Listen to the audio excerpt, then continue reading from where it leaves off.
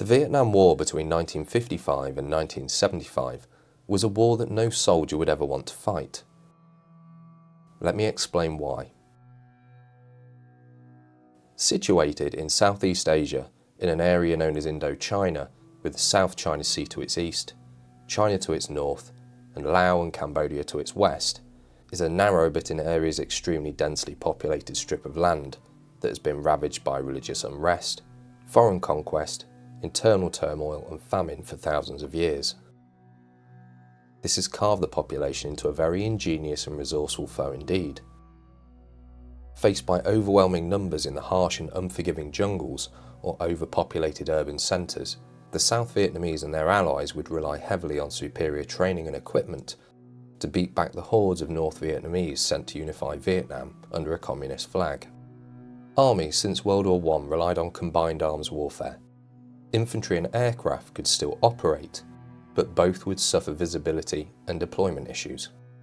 Armoured vehicles, however, were not suited to vast swathes of the landscape that Vietnam had to offer, be this dense, impassable jungles, the waterlogged rice paddies, or the arch-enemy of armoured vehicles, urban warfare with extremely narrow streets, offering more hiding places than can ever be countered. Vietnam was a guerrilla fighter's dream, an advantage the North Vietnamese were only too happy to exploit. Ranging from the very primitive to the extremely elaborate, they would construct everything from booby traps to demoralise their enemy, or entire underground complexes to hide their personnel from attack. Some areas were so dense that the South and its allies would employ a tactic called reconnaissance by fire to lure out a possible ambush before they believed they had committed entirely to a mission or location. Recon by fire is where a force would fire blindly into an area or areas where they believed opposition forces to be hiding. This was done in a hope they would get a retaliation, and thus giving away the opposing forces' positions and confirming any suspicions of their presence. This technique would only be used as an absolute last resort when you believe your own force has already been compromised and the element of surprise has already well and truly left the building.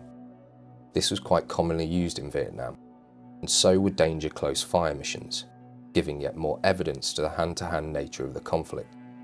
As if everything above was not enough, the North Vietnamese were almost indistinguishable from their South Vietnam counterparts, especially to non-native fighters. Could you trust the food you just purchased at a local market? Did that can of cola in fact contain a grenade? Was that person just escaping for work for 5 minutes to enjoy a cigarette, or was he in fact a North Vietnamese spy? Take the Tet Offensive for example. 80,000 North Vietnamese soldiers struck hundreds of areas throughout South Vietnam. They had either already infiltrated the areas beforehand in civilian clothing, or sprung out of the jungles of Laos and Cambodia. The attack was deemed a failure for the North Vietnamese, but it saw thousands of soldiers and civilians perish on both sides, along with entire towns and cities ceasing to exist. The date of the attack was chosen because it was the Lunar New Year holiday in Vietnam. Many South Vietnamese soldiers would have been on leave.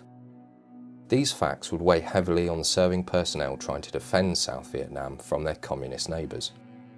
The all too common notion that nowhere was safe at any given time. The mental strain was unfathomable. This leads me on to the subject of this video. As I have mentioned in previous videos, alcohol and drugs have been used in warfare since warfare began. There are many reasons behind their use. The warming embrace of strong liquor on a cold environment, the courage they could muster for an upcoming fight, the ability to go days without rest for the momentum of a relentless assault, or the temporary escape or distraction from one's surroundings. Vietnam was no different. With both drugs and alcohol being not only readily available but extremely cheap, the locals were only too happy to earn money for their sought-after commodities.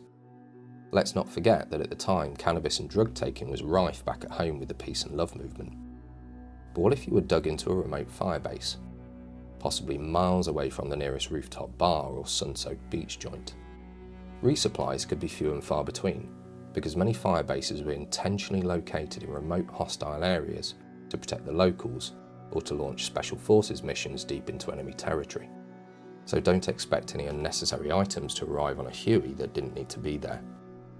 Fortunately, an item that was required was explosives, namely C4. C4 at the time was a widely used type of plastic explosive. It was perhaps the most versatile tool in an engineer's or demolition expert's toolbox. Do you need that bunker breaching or that bridge demolishing? No worries, C4 can do that. Is that tree hampering your view, sir? Instead of lifting heavy machinery in to do the job which may not be possible, why not wrap a little C4 around it? So what exactly is C4? Well, C4 stands for Composition 4, which is part of Composition C, and its main ingredient is RDX, an explosive agent. It uses binders to hold it together and plasticizers to make it malleable. It was originally developed by the British in World War II, and their version today is called PE4, something I have personal experience with. C4, despite its destructive nature by design, is actually extremely stable and insensitive. It will not detonate by being shot, dropped, or even setting it on fire. It requires an explosive shockwave to be initiated. These qualities and its potency mean that C4 suited military use very well. War at times can be boring, and some soldiers like to create art to alleviate the boredom, and with C4 having consistency almost like modelling clay, all sorts of shapes and designs were being created. It also burns slowly if lit, so it could be used for warmth or even to cook your rations if you were lacking a stove. However, C4 is very toxic, and commanders warn their men of this fact and how it should be used sparingly, if at all. It can cause adverse side effects like seizures, vomiting, or central nervous dysfunction. Many soldiers intentionally ingested it for these very reasons, in the hope that they would be removed from the front line. Let's not forget that some did not want to be there at all, and were likely drafted, especially as the war dragged on. But due to soldiers using it for means other than it was designed, it was eventually discovered that ingesting small amounts would give a high much like ethanol, but without any long-term side effects. And so, in Vietnam, soldiers were using one of the most powerful explosives on the planet to not only make art, keep themselves and their food warm, but to take a trip on the government's expense. Please do like and subscribe, and thank you for watching.